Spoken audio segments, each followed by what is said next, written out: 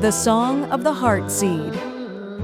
In a valley cupped like a gentle hand between sleepy mountains, there lived a small, curious creature named Pip.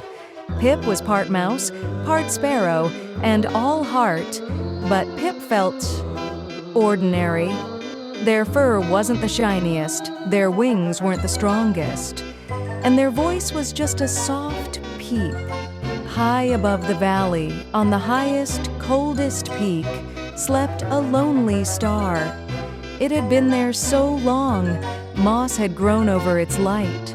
One night, with a sigh that shook the Milky Way, the star shed a single, glowing tear.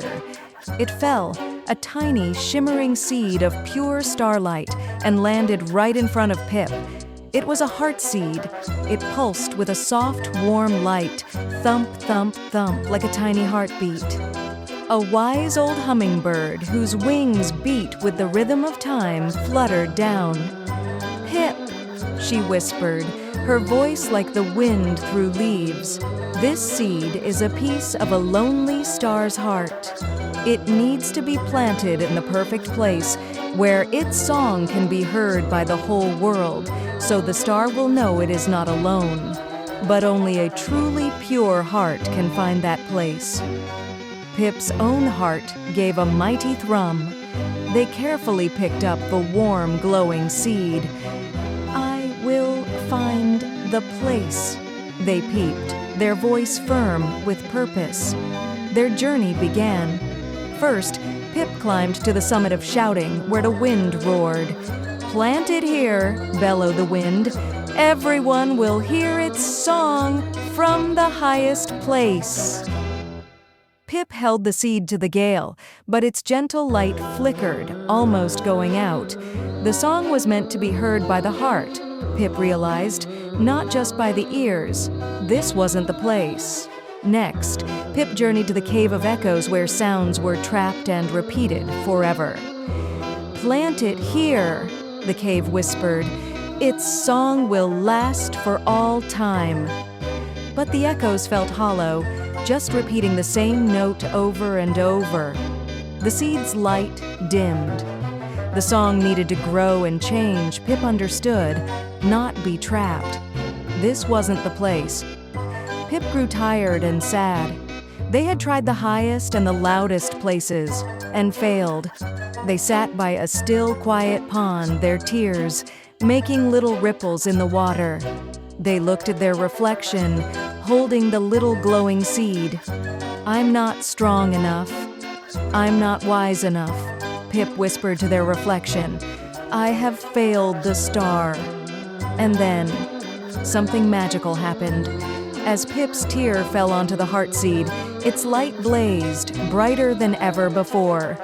Thump, thump, thump. It wriggled in their paw, not to get away, but to get closer. Pip, in their moment of true feeling, had given the seed what it truly needed, a drop of honest, vulnerable emotion. The reflection in the pond began to change. It wasn't just Pip and the seed anymore.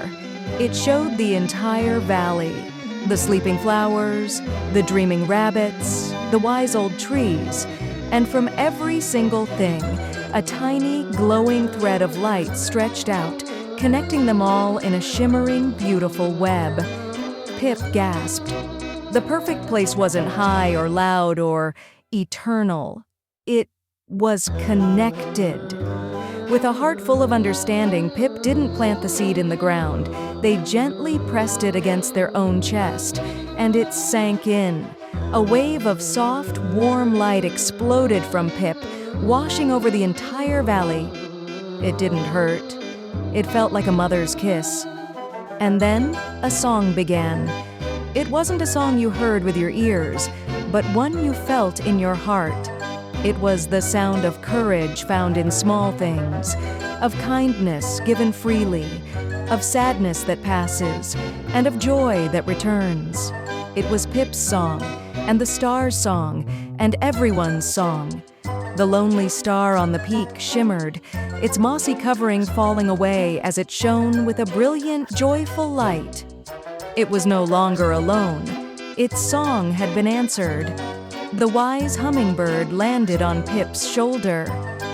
"You see, little one," she said softly, "the perfect place was never out there. It was always in here." She tapped Pip's chest. "The most powerful song in the world is the one that helps others remember their own.